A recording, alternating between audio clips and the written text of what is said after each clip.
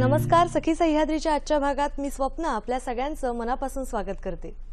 कोणतेही काम करत असताना आपण दक्ष असणं किंवा जागरूक असणं किंवा अगदी सतर्क असणं म्हणजे सुजाण नागरिक म्हणून आपलं कर्तव्य आहे.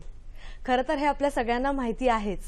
मग आज हे इथे सांगण्याचं कारण असं की आजपासून पुढे सुरू होणारा जो आठवडा आहे तो विजिलन्स अवेअरनेस वीक अर्थातच सतर्कता सप्ताह म्हणून पाळला जातो. खरं तर आज सगळ्याच क्षेत्रात म्हणजे अगदी सरकारी असो किंवा खाजगी असो कुठेतरी भ्रष्टाचाराचं प्रमाण वाढताना दिसतंय.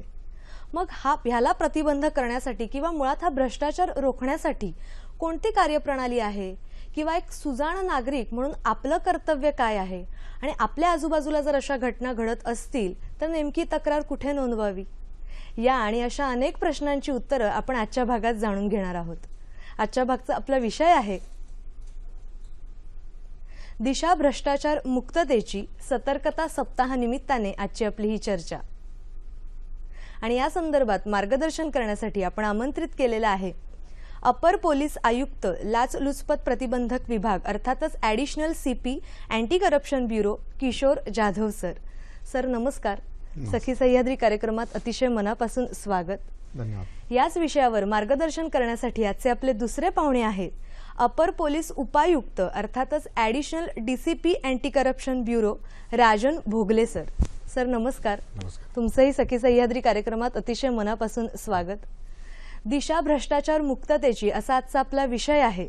त्यामुळे तुमच्याही मनात काही प्रश्न असतील तर ते थेट आमच्यापर्यंत पोहोचवा. त्यासाठी तुम्हाला लागतील आमचे दूरध्वनी क्रमांक. ते असे आहेत 24908050 24988050 022 हा एसटीडी कोड फिरवायचा आहे मुंबई बाहेरच्या प्रेक्षकांनी आणि जे प्रेक्षक मोबाईलवरून फोन करणार आहेत त्यांनी. नेहमीप्रमाणे एक छोटीशी विनंती वजा सूचना. प्रश्न विचारताना आपल्या दूरदर्शन संचाचा आवाज थोडा कमी ठेवा म्हणजे तुमचा आवाज तुमचा प्रश्न आमच्यापर्यंत व्यवस्थित पोहोचेल आणि आपल्याला आपल्या पाहुण्यांकडून छान मार्गदर्शन करून घेता येईल. विषय कळलेला आहेच. पुन्हा एकदा सांगते सतर्कता सप्ताह निमित्ताने दिशा भ्रष्टाचार मुक्ततेची या विषयावर आपण आज चर्चा करणार आहोत. मार्गदर्शन करणार आहेत किशोर जाधव सर आणि राजन भोगले सर. सर दोघांचंही पुन्हा एकदा मी या कार्यक्रमात स्वागत करते. हा सप्ताह आजपासून सुरू होणारा विजिलन्स अवेअरनेस वीक अर्थातच सतर्कता सप्ताह म्हणून पाळला जातो. तर मुळात हा सप्ताह साजरा करण्यामागची पार्श्वभूमी आणि मग पुढे आपण एक एक क्रमाक्रमाने या लाचलुचपत प्रतिबंधक विभागाच्या संपूर्ण कार्यप्रणालीविषयी जाणून घेणारच आहोत. तर नेमका हा सप्ताह साजरा करण्यामागचा काय उद्देश आहे? शासनाच्या धोरणाप्रमाणे दरवर्षी हा सप्ताह आपण पाळतो आणि लोकांमध्ये जनजागृती करतो. दरवर्षी जनजागृती जरी केली तरी अजूनही तक्रारदार जास्त पुढे येत नाहीत. अनेक कारणं असू शकतात की त्यांना वेळ नसतो, त्यांना कार्यालयाची माहिती नसती, तिथं कर्मचारी किंवा अधिकारी कसे आपल्याला प्रतिसाद देतील हे माहीत नसतं आणि नेमकं काय करायचं तक्रार द्यायची म्हणजे नेमकं काय करायचं याबद्दल संभ्रमावस्था असते. बऱ्याच लोकांचं अज्ञान असतं आणि त्यामुळे त्यांना या सप्ताहानिमित्त जास्तीत जास्त माहिती देऊन त्यांना त्यांच्यावर होणाऱ्या अन्यायाविरुद्ध तक्रार देण्यासाठी आपण प्रवृत्त करतो. त्यासाठी हा सप्ताह पाळतो. यामध्ये आपण वेगवेगळ्या माध्यमांच्या द्वारे प्रत्यक्षरित्या त्यांच्यापर्यंत माहिती पोहोचवायचा प्रयत्न करतो. म्हणजे थोडक्यात जनजागृती करण्याच्या उद्देशाने हा सप्ताह. त्यामुळे भ्रष्टाचार किंवा लाच असं आपण जेव्हा म्हणतो तेव्हा त्यामध्ये नेमक्या कोणकोणत्या गोष्टींचा समावेश होतो किंवा भ्रष्टाचार होतोय किंवा लाच घेणं होतंय तर नेमकं काय नेमकी कोणती पद्धत असते काय सांगाल सर? यामध्ये लाच देणे किंवा घेणे म्हणजे आपण जे म्हणतो की लाच मागितली तर पैसेच असतात का असा बऱ्याच लोकांना असतो. बरं. पैसे नाही, पैसे सोडून वस्तू सुद्धा असते की ज्यामध्ये दारूची बाटली मागितली तो पण एक भ्रष्टाचाराचा लाचच आहे, ते भ्रष्टाचारच आहे. आणि या व्यतिरिक्त मनुष्याचं जे नैतिक अधपतन होतं त्यामध्ये सुद्धा अनेक वेळा स्त्रीला शरीरसुखाची मागणी केली जाते. हा सुद्धा एक लाचेचाच प्रकार आहे.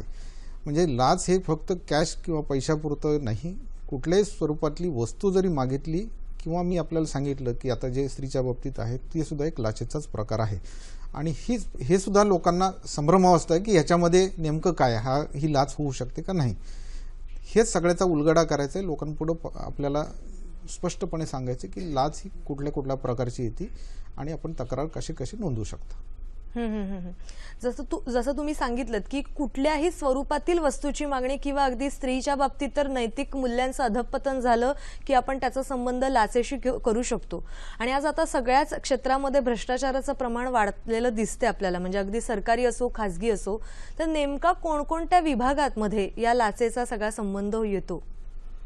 लाचेचा तसा संबंध हा जनतेमध्ये जनतेचा थेट सहभाग आणि लोकसेवकाशी जिकडे थेट इंटरॅक्शन असते तिथे शक्यतो संबंध ह्याचा जास्त आहे.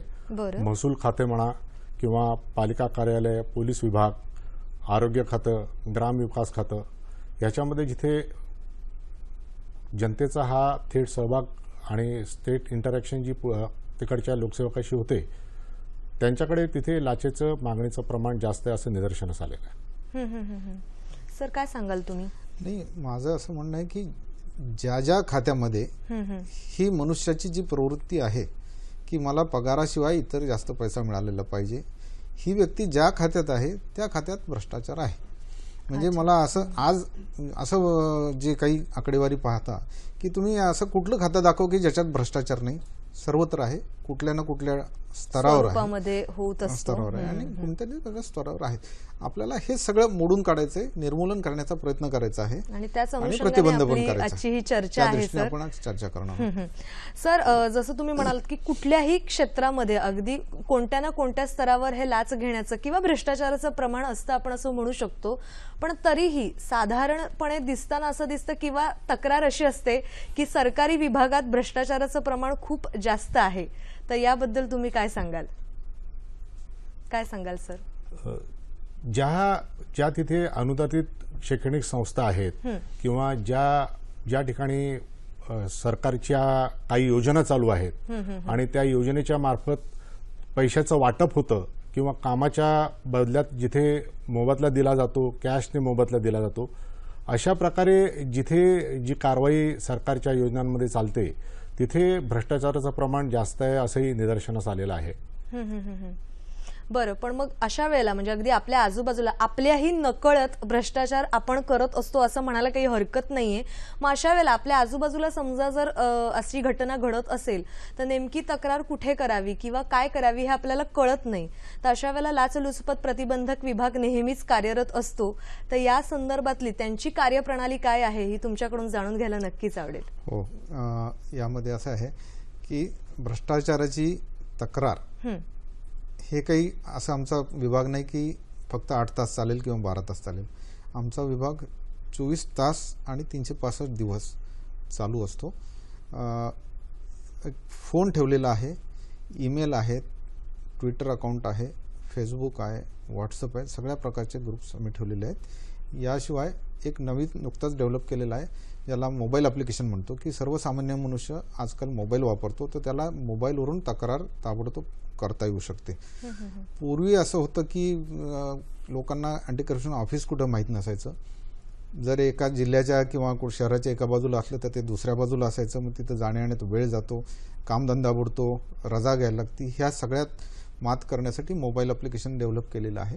या मोबाईल ॲप्लिकेशनवरून किंवा दिलेल्या निःशुल्क 1064 या दूरध्वनीवरून जर संपर्क साधला तर तक्रारदाराला ऑफिसमध्ये म्हणजे कार्यालयात अँटी करप्शनची यायची आवश्यकता नाही.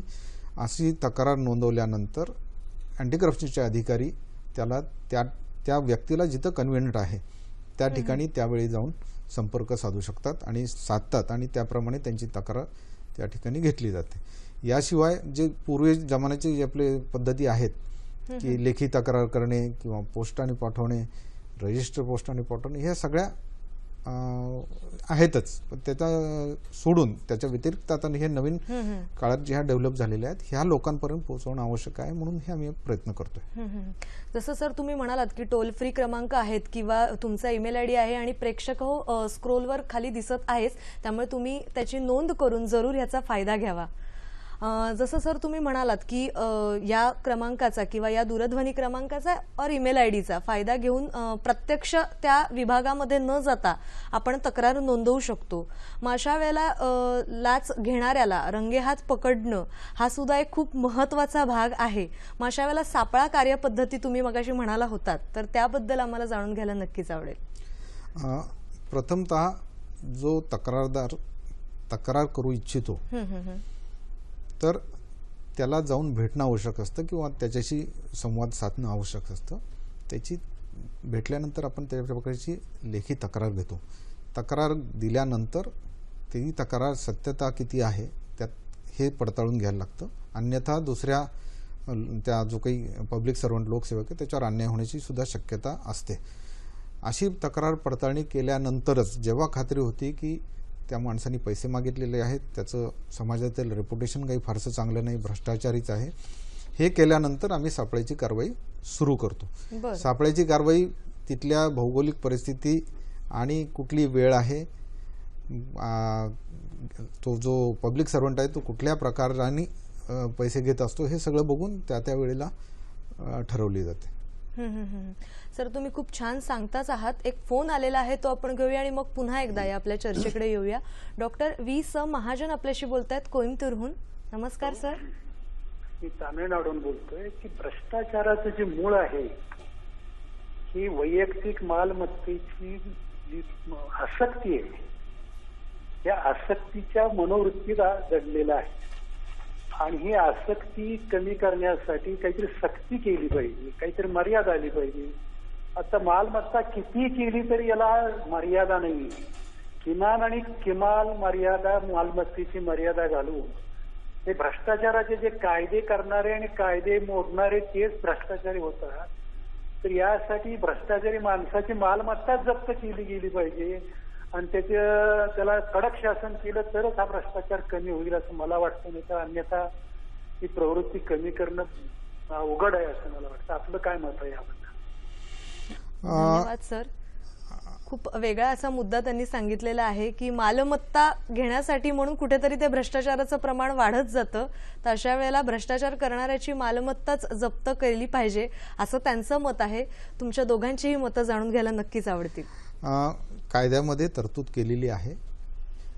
त्याच्या नॉन सोर्सेस ऑफ इन्कम म्हणजे माहिती असलेल्या स्रोतापेक्षा त्याच्याकडे जर जास्त मालमत्ता सरकारी नोकराकडे आढळली, लोकसेवकाकडे, तर ती मालमत्ता जप्त करता येते. तशी तरतूद आहे आणि तशी महाराष्ट्रात आजपर्यंत जवळपास 2.25 अब्ज रुपयाची मालमत्ता जप्त करण्याची कारवाई चालू आहे. ही दरवर्षी आकडा बदलत असतो. हे झाला एक प्रकार. यापूर्वीच्या काळात हा जो भ्रष्टाचार विरोधी कायदा आहे हा 1946च्या दरम्यान ब्युरो आम्ही त्याच्याप्रमाणे स्थापन झालेला आहे. नंतर त्या काळात जो कायदा होता त्यामध्ये लोकसेवक हा फक्त सरकारी नोकर होता. 1988 मध्ये त्याची व्याप्ती वाढवली गेली कारण लक्षात आलं की जे लोकप्रतिनिधी आहेत ते यामध्ये सक्रिय झालेले आहेत आणि अपसंपदा जमा करत आहेत. 1988 मध्ये ह्याची कायद्याची व्याप्ती वाढवून अशा लोकांना पण या कायद्याअंतर्गत आणलं गेलेलं आहे. आणि त्या दृष्टीने आपण आता बघताय, जर डॉक्टर साहेब बातम्या वाचत असतील तर मोठमोठे नेते पण यामध्ये त्यांच्याविरुद्ध गुन्हे दाखल होऊन त्यांची जप्तीची कारवाई किंवा लिगल त्यांचे जे म्हणतो आस्पेक्ट त्यांना उत्तर द्यायला लागणार आहेत, खटले पाठवले, हे चालू आहे. दुसरा प्रश्न असा येतो की भ्रष्टाचार केला जातो. माझं सगळ्यांना आव्हान या निमित्ताने हेच आहे, भ्रष्टाचार देऊ नये किंवा भ्रष्टाचार काय आहे हे संस्कार फॅमिलीतूनच होणं आवश्यक आहे. आज जर एखादा मुलगा त्याला काही रेशन कार्डला, तरुण मुलाला रेशन कार्ड आणायला पाठवलं किंवा कुठलं दुसरं काम करायला पाठवलं, त्याला तिथला सरकारी नोकर पैसे मागण्याच्यासाठी हेलपाटे घालायला लावतो. जर पैसे नाही दिले तर हा मुलगा घरी येऊन सांगतो त्याला मी 100 रुपये दिले आणि मला कार्ड आजच्या आज मिळालं, मी इकडे जाऊन ड्रायव्हिंग लायसन्स घर बसल्या मला मिळालं, पैसे देऊन आलो. असे जे शॉर्टकट आहे त्यावेळेला आई वडील त्याला शाबासकी देतात की बरं झालं बाबा, नाहीतर अजून 4 हेलपाटे मारायला लागले असते. तर ही जी आपली ह्या विषयाकडे बघण्याची जी काही आपली मानसिकता बदलणं फार गरजेचं आहे, अत्यंत आवश्यक आहे. मुलांना जर आपण सांगितलं आपल्या की हे करणं योग्य नाही तर मुलं ते त्याप्रमाणे त्या अन्यायाविरुद्ध झगडायला लागतील. अन्यथा सर्वसामान्य मनुष्य ज्याच्या आवाक्यात काही नाही, तो फक्त हाताची मुठी आवळतो आणि मनातल्या मनात काहीतरी असे त्या लोकांना काहीतरी काय म्हणतात तर मनातल्या मनात शिव्या शाप देतो. तर त्या अशा माणसासाठी आपण जास्त पुढे जाणं आवश्यक आहे, ज्या माणसाला फारसं माहिती नाही, जो रोजगार करतो, हातगाडीवर विकतोय आणि दुकानदार आहे, ठेलेवाला आहे, त्याला आपलं दुकान सोडून किंवा हे रोजगार सोडून जाता येत नाही, त्यासाठी आपण हे सगळं करतोय. परंतु मूलतः कुठलीही सुरुवात ही कुटुंबापासून होती, कुटुंबातल्या संस्कारापासून होते, हे आपण घेणं आवश्यक आहे. दुसरं असं आहे की भ्रष्टाचाराची शपथ सरकारी नोकराला दरवर्षी देणं का लागतं, याचा अर्थ कुठेतरी आपण संस्कारक्षम नाही. गेल्या वर्षी शपथ घेतली, यावर्षी रिन्यू करायला लागती आणि पुन्हा त्याला म्हणायला लागतं की भ्रष्टाचार मी करणार नाही. हे दरवर्षी काही सांगणं आवश्यक नाही. एकदा संस्कार केला की तो शेवटपर्यंत राहायला पाहिजे. दुसरं आता बघायला गेलं की प्रामाणिकपणाची व्याख्या, सध्याच्या प्रामाणिकपणाची व्याख्या अशी आहे की जो पैसे घेतो आणि ताबडतोब काम करून देतो, तो प्रामाणिक समजला जातो. ह्या जर कालानुरूप जर व्याख्या आपल्या लोकांच्या बदलायला लागल्या तर फार समाज कुठं जाईल माहित नाही. आपल्या पूर्वजांनी पण सांगितलेलं आहे, मृदुंग वाजवायचं असलं तर त्याला कणिक लावायला लागते, कणिक लावले की मृदुंग मधुर बोल करतो. हे जर आपल्या लोकांनी जर पूर्वापर सांगितलं, त्याला कुठंतरी आपण आता कालानुरूप बदल केला पाहिजे. आणि महाराष्ट्रीयन लोक फार सोशिक आहेत, कुठेही तक्रार करत नाहीत की नाही जाऊ द्या, त्याच्या मुलाबाळाचं काय होईल, यांनी चूक केली ठीक आहे, मुलाबाळाला सांभाळ नको लागला, एखाद्याच्या अन्नात माती घालू नये, अशी वाक्प्रचार करून लोक ह्या प्रकारच्या प्रवृत्तीला आपण दुर्लक्ष करून खतपाणी घालतोय. तर मला असं वाटतं की आपण ह्याच्यात थोडासा बदल करणं अत्यंत आवश्यक आहे. सगळ्यात महत्वाचं जसं तुम्ही म्हणालात की लाच घेणं जितकं महत्वाचं आहे, जितकं गुन्हेसारखं आहे, तितकंच लाच देणं सुद्धा अतिशय गुन्ह्यासारखंच आहे, नाही का? त्यामुळे आपल्यापासून ती प्रवृत्ती आपण नष्ट केली पाहिजे, जेणेकरून आपण या बाकीच्या सगळ्या प्रकारांना प्रतिबंध घालू शकतो, नाही का? एक फोन आलेला आहे, तो आपण घेऊया. किशोर नगरकर आपल्याशी बोलतायत वरळीहून. नमस्कार सर. हा नमस्कार. जवळजवळ दररोज पेपरमध्ये वाचायला मिळतं की अमुक अमुक प्रसिद्ध व्यक्ती असतात, ह्या प्रसिद्ध व्यक्ती असतात किंवा अमुक अमुक व्यक्तीवरती 5 आरोप ठेवण्यात आले, अमुक व्यक्तीवरती 10 आरोप ठेवण्यात आले आणि हे सुद्धा कोणी अँटी करप्शन ब्युरोकडनं ठेवण्यात आले. त्याचं पुढे काय झालं हे कधी कोणाला कळत नाही. त्यामुळे कोणाचा विश्वास नाही आता राहिलेला, न्याय व्यवस्थेवरती पण राहिलेला नाही का अँटी करप्शन ब्युरोवरती राहिलेलं नाही. म्हणजे मी बोलतो त्याबद्दल मी माफी मागतो, पण ही सत्य गोष्ट आहे. त्याबद्दल आपलं काय मत आहे ते सांगा. त्यांचं असं म्हणणं आहे की आपण बातम्या रोज वाचतो की अमुक एका व्यक्तीवर आरोप पत्र दाखल झालेलं आहे अँटी करप्शन ब्युरो तर्फे, पण त्याचं पुढे काय झालं हे मात्र समजत नाही. आणि मग एकंदरीतच न्यायव्यवस्थेबद्दल एक शंका निर्माण होते, असा त्यांचा एक तक्रार वजा प्रश्न होता. तर त्याबद्दल तुमचं मत विचारलेलं आहे सर. याबाबत असं सांगावं लागतं की जी तक्रारी प्राप्त होतात त्यावेळेला पेपरमध्ये बातम्या येतात, टीव्हीवरही बातमी येते, ती तक्रारीची अँटी करप्शन डिपार्टमेंट आम्ही दखल घेतो, त्याच्यावर पुढे कारवाई चालू करतो. कारवाई चालू केल्यानंतर त्याच्यामध्ये जो गुन्हा दाखल होतो त्याच्यामध्ये कालानुरूप चार्जशीट दाखल होते आणि हा गुन्हा बराच वेळ कोर्टात चालतो. आज जवळजवळ आपल्या या अँटी करप्शनच्या कोर्टांमध्ये जवळजवळ 3000 गुन्हे पेंडिंग आहेत. ह्यामध्ये असं सांगायला मी इच्छुक आहे की जवळजवळ ह्याच्यामध्ये जो काल वेळ पुढे पुढे जातो आणि त्याच्यानंतर ह्याचा निकाल लागतो, हा निकाल लागल्यानंतर त्याची पब्लिसिटी होत नाही. या संबंधाने संपूर्ण माहिती आमच्या स्वतःच्या वेबसाईटवर, अँटी करप्शनच्या वेबसाईटवरती आणखी नेटवरती उपलब्ध आहे, परंतु ती किशोर साहेबांनी बघितलेली दिसत नाही आणि ह्याची व्यवस्थित पब्लिसिटी आता होईल याप्रमाणे आमचं डिपार्टमेंटही काळजी घेत आहे आणि त्याच्याबद्दल प्रबोधनही चालू आहे. यामध्ये अजून एक जरूर सांगा वाटतं की जो कोर्टामधला जो काही डिले आहे, उशीर लागतोय, त्याबाबत न्यायसंस्थेची किंवा उच्च स्तरावर हे करून कोर्टाची संख्या वाढवण्यात आलेली आहे. जवळपास 160 कोर्ट्स आता आहेत आणि त्यामुळे निपटारा जलद करावा यासाठी आपण उच्च न्यायालय किंवा शासनाकडे जे काय आहे त्याप्रमाणे कारवाई आपली चालू आहे. लवकरच त्याचे निकाल येऊ लागतील. याशिवाय हा फक्त अँटी करप्शनचा प्रश्न नाही, हा इतरही खटल्यांचा प्रश्न आहे. मर्डर सारखं खुनासारखा खटला 20 वर्षांनी जर तो चालायला लागला तर तोपर्यंत फार बदल होतात त्यामध्ये. ही केवळ अँटी करप्शनची चका नाही, सर्व न्यायव्यवस्थेचे जे काही पेंडिंग गुन्हे त्याच्याबद्दल हे आहे. जसं सर तुम्ही मगाशी म्हणालात की एक नागरिक म्हणून सुद्धा एक पटकन काम करावं म्हणून आपण एक छान तुम्ही उदाहरण सुद्धा दिलेलं होतं की पैसे देऊन काम केलं जातं आणि मग अशा वेळेला तो सुद्धा एक गुन्हाच होऊ शकतो भ्रष्टाचार केल्याचा किंवा लाच दिल्याचा. मग सामान्य नागरिक म्हणून जेव्हा आपण लाचलुचपत प्रतिबंधक विभागाकडे जातो तेव्हा त्या विभागाची एक पारदर्शकता दाखवण्यासाठी नेमके कोणते प्रयत्न केले जातात? या जे काही आपल्याला बऱ्याच समाजामध्ये गेल्यानंतर जे काही लोक सांगतात की कुठं भ्रष्टाचार आहे, आपण लहानाचे मोठे याच समाजात झालेलो आपल्यालाही कल्पना असते. लोक तक्रार करत नाही, कारण करप्शन 2 प्रकारचे असतात. एक कन्सेंटिव्ह करप्शन म्हणतो, एक करोजिव्ह करप्शन म्हणतो. कन्सेंटिव्ह करप्शन म्हणजे लाईट ह्याला ग्रामीण भागामध्ये MSEBीच्या तारांवर आकडे टाकून लाईट घेतात. जर कोणी आला वायरमन तर त्याला 50 रुपये द्यायचे, 25 रुपये द्यायचे. हे कन्सेंटिव्ह करप्शन. किंवा कॅनलचं पाणी आहे ते घ्यायचं चोरून, तिथल्या माणसाला पैसे द्यायचे की त्याला पण पैसे मिळतात तो गप्प, आणि ज्याला पाणी मिळतं किंवा ज्याला लाईट मिळते तो पण गप्प. हे कन्सेंटिव्ह झालं. करोजिव्ह करप्शन म्हणजे एखाद्याची ऐपत नसताना किंवा तो घेणं तुम्हाला कायद्याने योग्य नसताना तुम्ही एखाद्याचे पैसे ओरबाडून घेतले की त्याला याला आपण करोजिव्ह करप्शन म्हणतो. तर हे कुठल्यामध्ये बसतंय हे आता आपल्याला बघणं अत्यंत आवश्यक आहे. जसं सर तुम्ही म्हणालात की बाकीचे सगळे नंबर आहेतच, आपले स्क्रोल डाऊन होतच आहेत हे नंबर की जिथे आपण एक नागरिक म्हणून तक्रार नोंदवू शकतो. त्याच पद्धतीने एकंदरीतच आपल्या विभागाच्या अधिकारी आणि कर्मचारी यांच्या नेटवर्किंग बद्दल किंवा ह्यांच्या एकंदरीत कार्यप्रणालीबद्दल काय सांगाल सर? भोगले सर.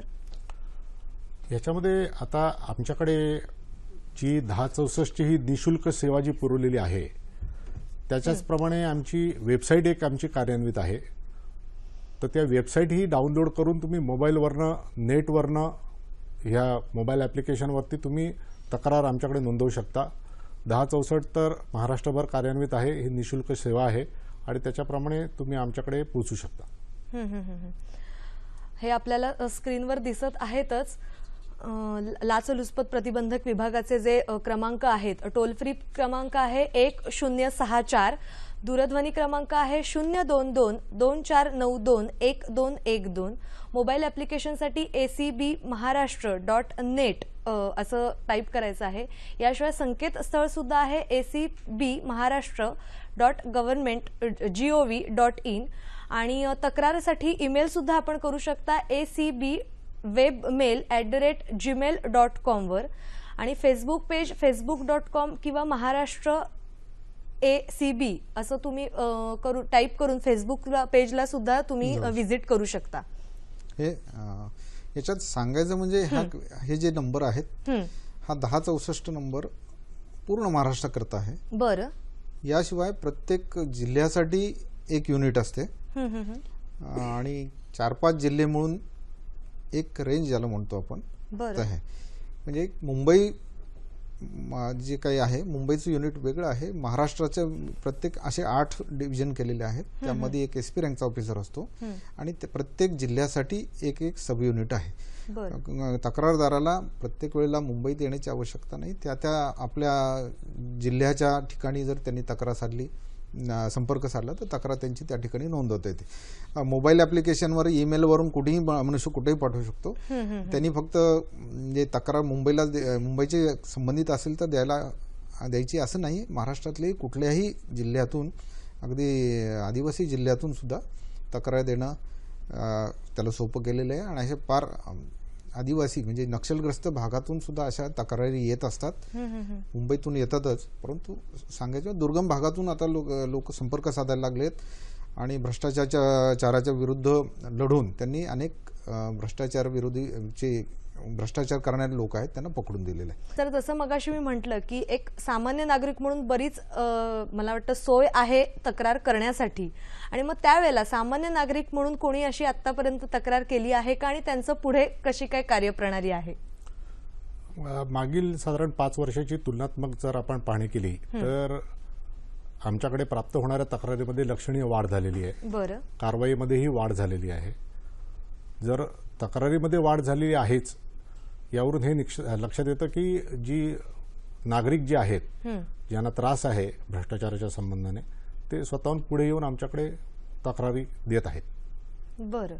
आणि सर, मगाशी तुम्ही म्हणालात की सामान्य नागरिकांना सुद्धा एक पारदर्शकता दिसणं फार गरजेचं असतं, नाही का? तशा वेळेला तुम्ही काय सांगाल? या लोकांना पारदर्शकता मिळण्यासाठी त्या कार्यालयाचे जे प्रमुख आहेत, हेड ऑफ डिपार्टमेंट, यांच्याकडे आम्ही संपर्क साधतो.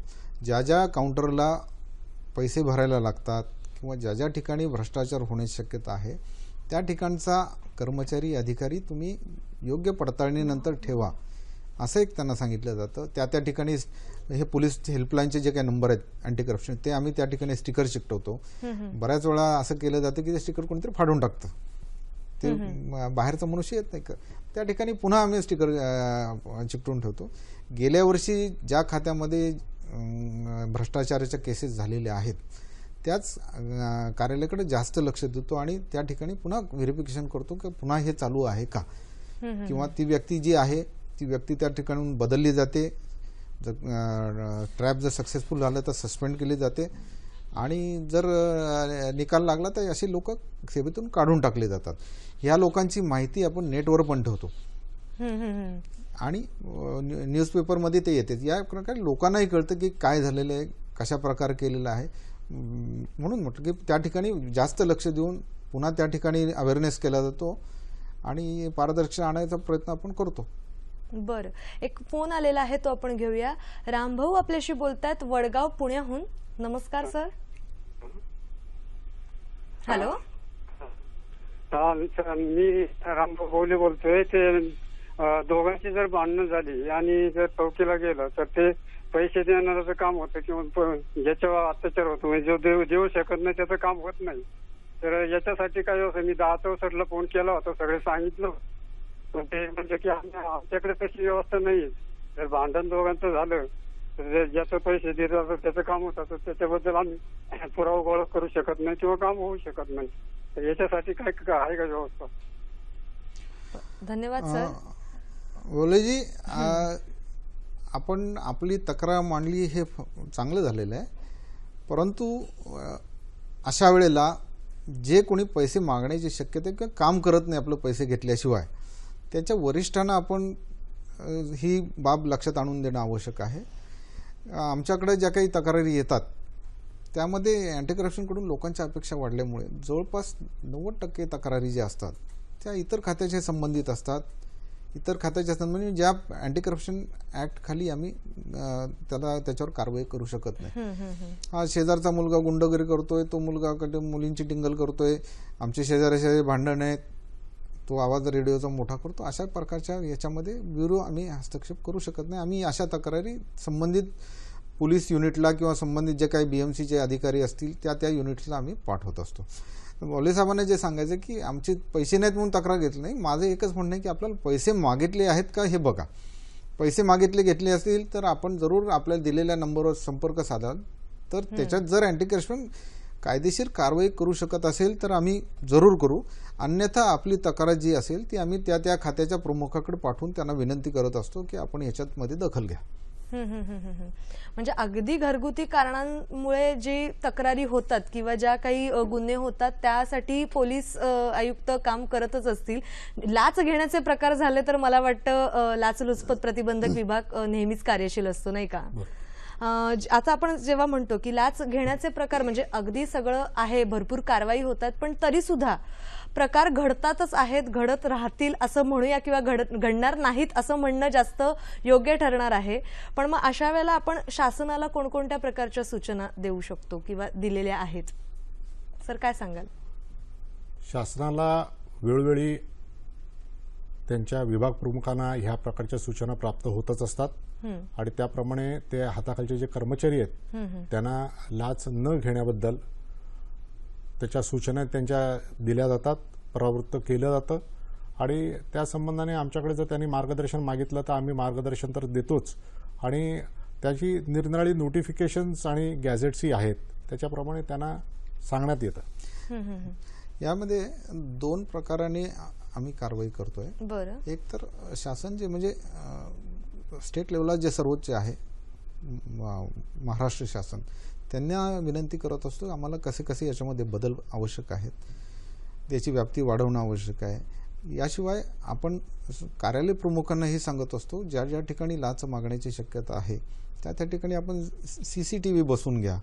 लोकांना त्या ठिकाणी कुणी आला होता, काहीतरी करतोय, देवाणघेवाण चालली आहे, ज्या ज्या ठिकाणी पैसे स्वीकारणे की साधारण ऑफिसचं कॅन्टीन असतं, ऑफिसच्या शेजारी टपरी असती, असं कुठंतरी तर त्याच्यात कव्हर झालं आणि तो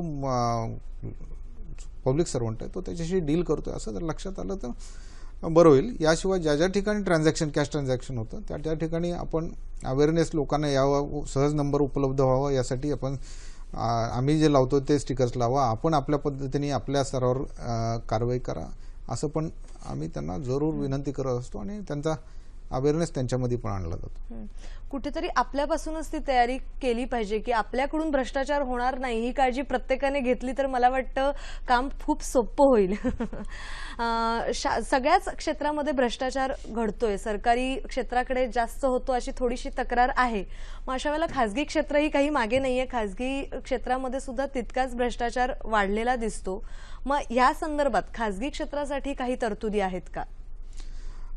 अशा तरतुदी करण्याचं शासनाच्या विचाराधीन आहे, परंतु खाजगी कंपनीतला किंवा खाजगी इसम जर काम करून घेतो म्हणून जर सरकारी नोकराला त्यांनी इंडोसमेंट केलं असेल, भरीला गाठला असेल, मिडलमॅन म्हणून काम करत असेल, असं जर तो करत असेल तर त्याच्यावरही सरकारी नोकराप्रमाणे जेव्हा कारवाई करतो तेव्हा अशा माणसावर पण आम्ही कारवाई करतो.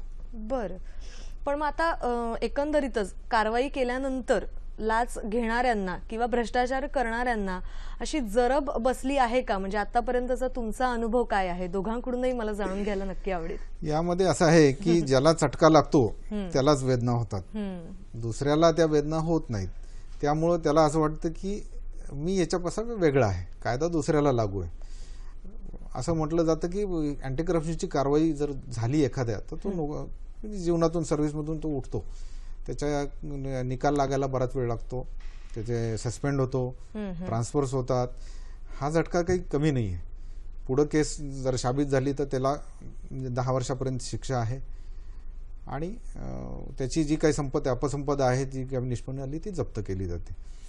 परंतु दुसऱ्याला चटका लागला तरी मी म्हणजे ते मला लागला नाही तर मी तोपर्यंत पैसे खाईन, अशी जी प्रवृत्ती आहे ती टाळणं अत्यंत म्हणजे त्या मनुष्याच्या वैचारिक पद्धतीची बैठक त्यांनी बदलूनच त्यांनी तसं करायला पाहिजे. अन्यथा एक भ्रष्टाचारी आहे त्याची बदली झाली की दुसऱ्या ठिकाणी त्या येऊन बसतो आणि तो पैसे खातो, हे कंटिन्यू होतं. म्हणजे मागचा पुढं पुढचा मागे एवढंच फक्त होतं. तर ते आपल्याला टाळणं आवश्यक आहे.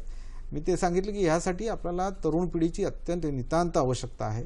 तरुण रक्त असतं, चटकन गरम होतं, त्यांना अन्याय सहन होत नाही आणि त्यामुळे युवकांनी फार लवकर पुढे यायला पाहिजे आणि ते जितक्या म्हणजे वेगाने पुढे येतील तितक्या वेगाने आपण हा सगळा भ्रष्टाचार थोपवू शकू किंवा मागे ढकलू शकू. अरे वा सर, आपलं काय मत आहे या बाबतीत? याबाबत जे लहानपणापासून संस्कार होतात, अगदी आई वडील जे लहान मुलांना संस्कार देतात तेव्हापासून, तसंच शाळांमधून आणखीन कॉलेजमधनं ह्याचं प्रबोधन होणं जे आम्ही करतोच आहोत, प्रबोधन होणं हे फार जरुरीचं आहे.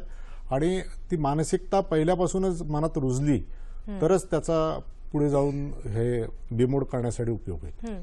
यामध्ये मी सांगितलं ना, आपल्या संस्कृतीमधील आपले जे पूर्वीचे विचार आहेत ते बदलणे आवश्यक आहे. एक छोटेसे 2 लाईन आहेत की असं म्हटलं जातं पूर्वापार, बिना मांगे दूध समान.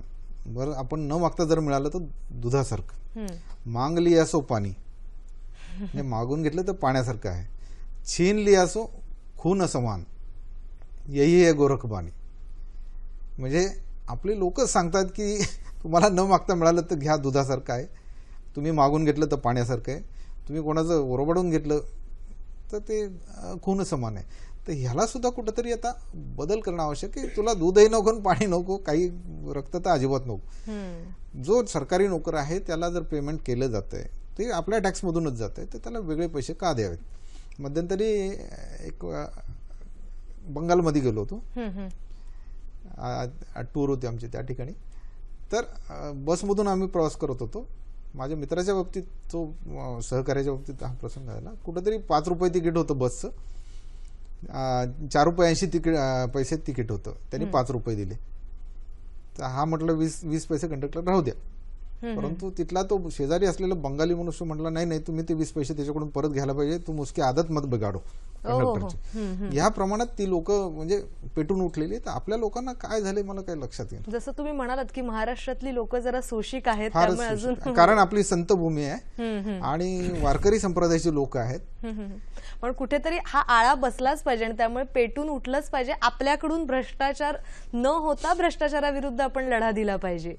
मग अशा वेळेला महाराष्ट्रामध्ये एकंदरीत किती खटले आहेत या भ्रष्टाचाराविरुद्ध? जसं तुम्ही म्हणालात की सोशिक आहेत, सोचत आहेत, तरी सुद्धा तक्रार केलेल्यांचं प्रमाण असेलच ना काहीतरी. मी सांगितलं की आता साधारण महाराष्ट्रामध्ये महिन्याच्या सर्वसाधारणपणे बघितलं तर 100 तक्रारी होत आहेत आणि त्याप्रमाणे डिस्पोजल पण होत आहे. कोर्टात ते जातात, निकालही लागतात. सर्वसाधारण 3-1 हजार केसेस पेंडिंग आहेत, निकाल लागतात. ते जे काही शासकीय किंवा न्यायालयाचा जो काही प्रक्रिया आहे त्यामध्ये थोडाफार डिले होत असतो. फोन आलेला आहे तो आपण घेऊया. भारत वाव्हळ आपल्याशी बोलतात डोंबिवलीहून. नमस्कार सर. सखी सह्याद्रीमध्ये आजचे जे दोन्ही अधिकारी आहेत ते भ्रष्टाचाराविरुद्ध अतिशय चांगलं मार्गदर्शन करतायत, त्यावर त्यांचं खूप खूप अभिनंदन. माझा मॅडम 2 प्रश्न आहेत की मी केंद्र सरकारमध्ये नोकरी करत असताना जर आपलाच ऑफिसर भ्रष्टाचार करत असेल किंवा लाच घेत असेल तर अशा अधिकाऱ्याविरुद्ध आपण तक्रार करू शकतो का? दुसरी गोष्ट, तक्रार केल्यानंतर हा अधिकारी आपला सर्व्हिस रेकॉर्ड किंवा आपल्या पुढे छळवून करू शकतो का? आणि त्याचबरोबर दुसरा असा प्रश्न आहे की नुकतेच केंद्र सरकारने आदेश काढून आपले सर्व कर्मचारी आणि अधिकारी यांची संपत्ती, पत्नीची संपत्ती, मुलाची संपत्ती, सोनं आणि रोकड रक्कम याविषयी माहिती मागितली गेलेली आहे. तर याच्यामुळे खरोखरच भ्रष्टाचार कमी करण्यास मदत होऊ शकते का? धन्यवाद. धन्यवाद सर. वेगळा असा त्यांनी प्रश्न विचारलेला आहे.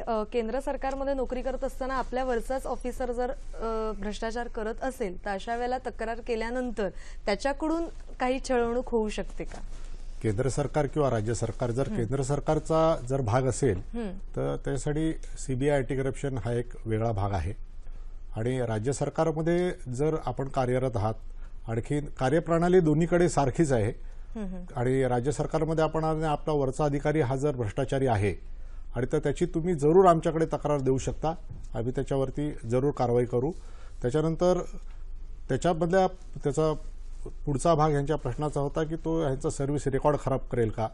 तर एकदा काही तक्रार झाल्यानंतर ह्यांचं सर्व्हिस रेकॉर्डला हात लावणं किंवा ह्यांना त्रास देणं हे त्या अधिकाऱ्याच्या हातात राहणार नाही, ह्याची आम्ही पूर्णपणे दक्षता घेतो त्याच्यामध्ये.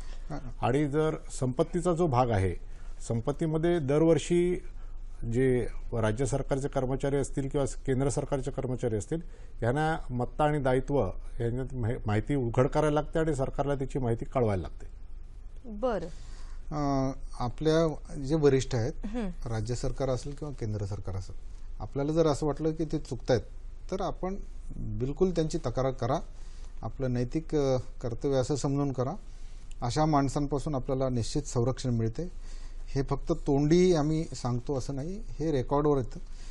न जाणू आपलं कुठलं काम त्याच्याकडे थांबलेलं असेल तर ते त्याच्याविरुद्ध तक्रार केल्यानंतर ते काम आपलंच आहे असं समजून सीबीआय किंवा अँटी करप्शन ते काम पूर्णत्वाला करून घेते. फक्त खात्री पाहिजे की ते काम योग्य आहे किंवा कायदेशीर आहे. ती जबाबदारी आमच्याकडे. असं वाटलं की आपल्याला त्याच्यापासून संरक्षण पाहिजे तर ती जबाबदारी आपल्याकडे. पोलीस संरक्षण सुद्धा आम्ही काही वेळेला त्यांना पुरवू शकतो. त्यामुळं अशा माणसाकडून पुन्हा त्रास होण्याची शक्यता नाही. असं म्हटलं जातं की नंग्याचे खुदा डरे. आपण एकदा तक्रार करण्यासाठी जर आलात तर तोही मनुष्य आपल्याला पुढं काही हे करू शकणार नाही, त्रास देऊ शकणार नाही, न त्याच्या पुढचा त्या ठिकाणी येऊन बसलेला मनुष्य धजावेल असं काही करायला.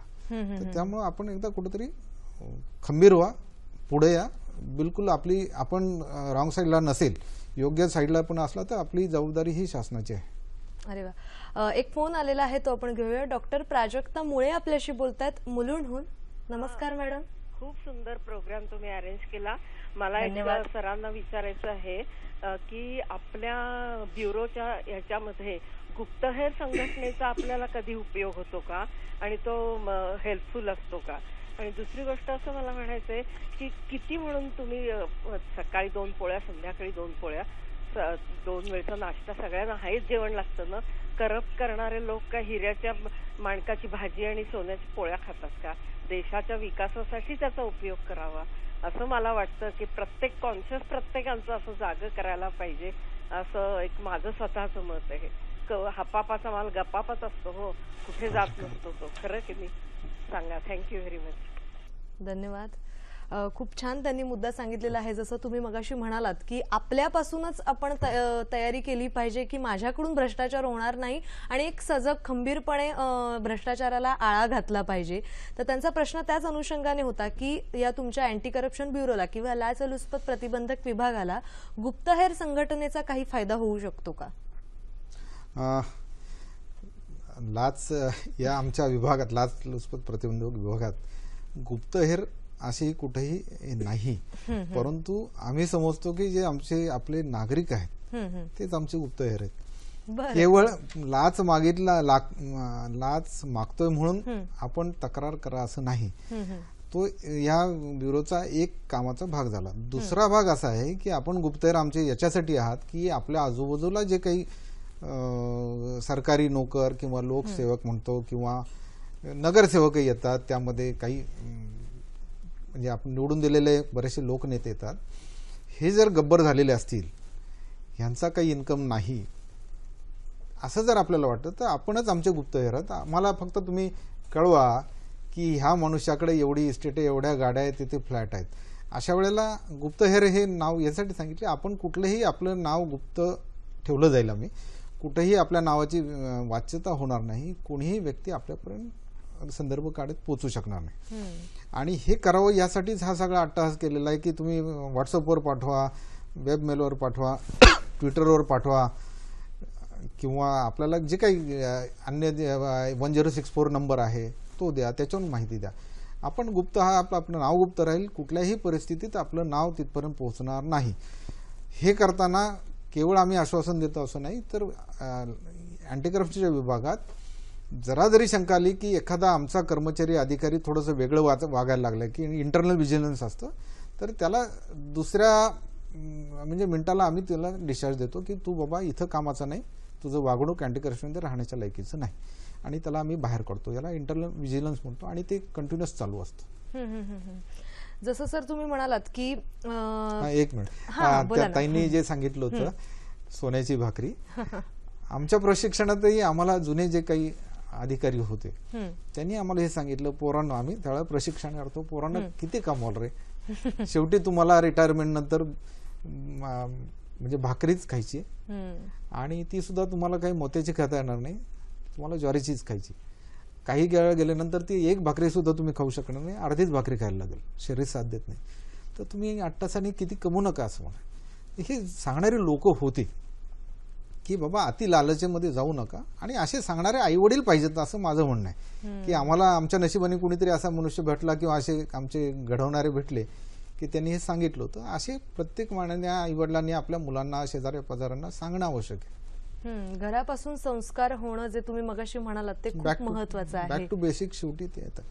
आता अन्य मला अजून एक सांगा वाटतं की ग्रामीण भागात बरीचशी लोक आहेत, मी म्हटलं आपल्याला शोषिक आहेत, वारकरी संप्रदायाचे आहेत, देवभोळी आहेत, तेही म्हणतात हे कशाला करायचं. परंतु त्यांना माझं सांगणं आहे की आपल्या संतांनी पण सांगितलेलं आहे, काट्याला पायतानानेच हाणायला लागतं, विंचू मिळालं तर त्याला चपलेनेच मारायला लागतो.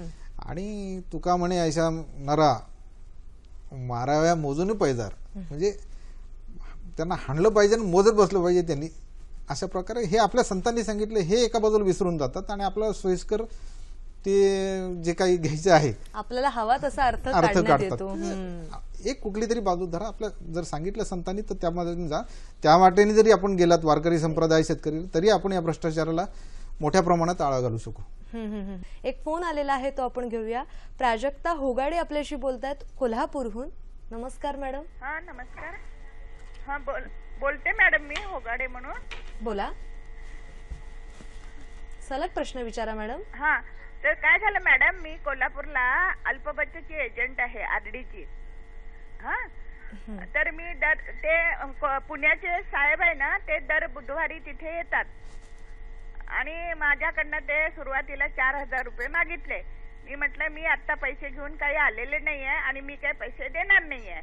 मग दुसऱ्या बुधवारी गेले परत, तर त्यांनी मला परत 1000 रुपये भरा सरकारचे आणि मग तुम्हाला लायसन देतो. मी 1000 रुपये भरून आले, त्यांनी मला पावती दिली तरी मला लायसन दिलं नाही.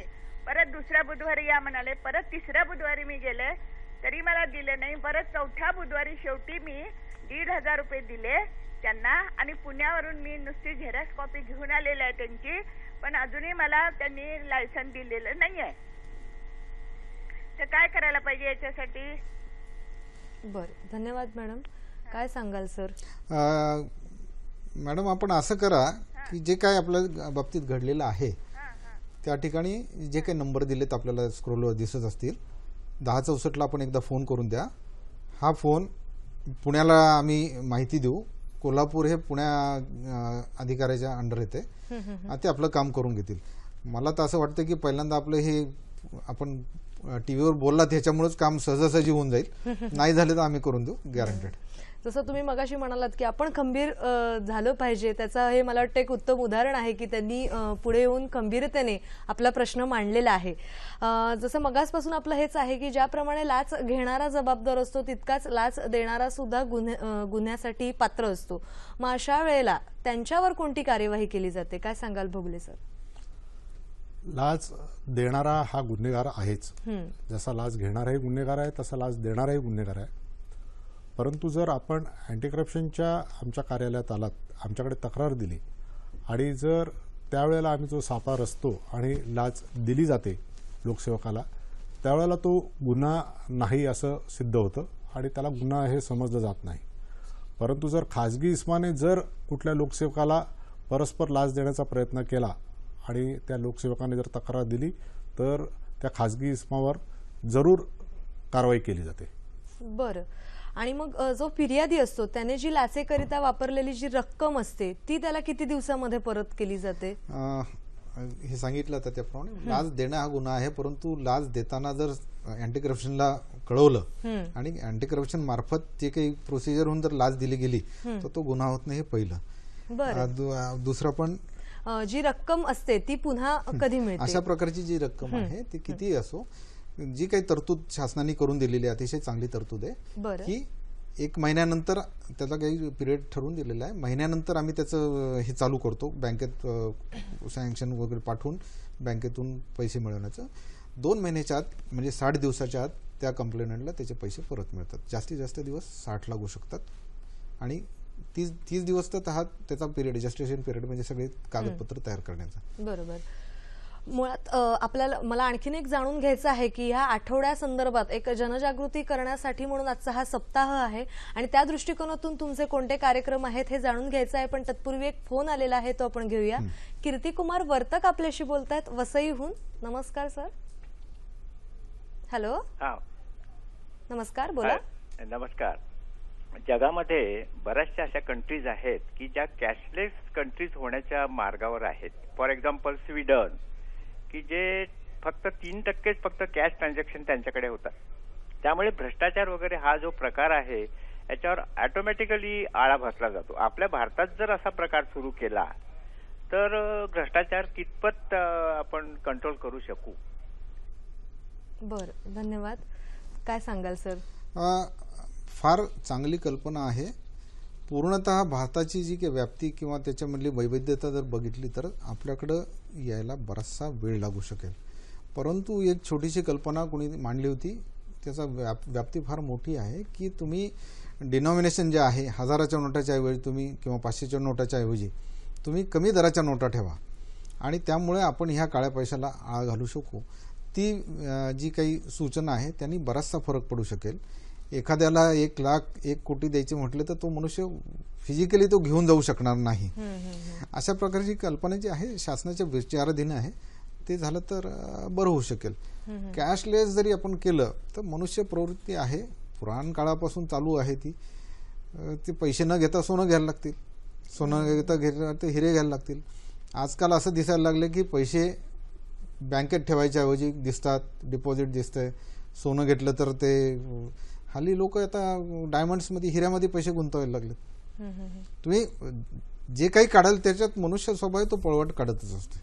त्यामुळे आपण जरी कॅशलेस केलं चांगली आहे, त्याने बराच कंट्रोल येऊ शकेल. परंतु जी लोक आहेत ती काहीतरी पळवट काढत राहणार. हा उंदरा मांजराचा खेळ किंवा चोर शिपायाचा खेळ चालूच लोकांची राहणार. मानसिकता बदलणं फार गरजेचं आहे. खरं तर हा विषय खूप मोठा आहे.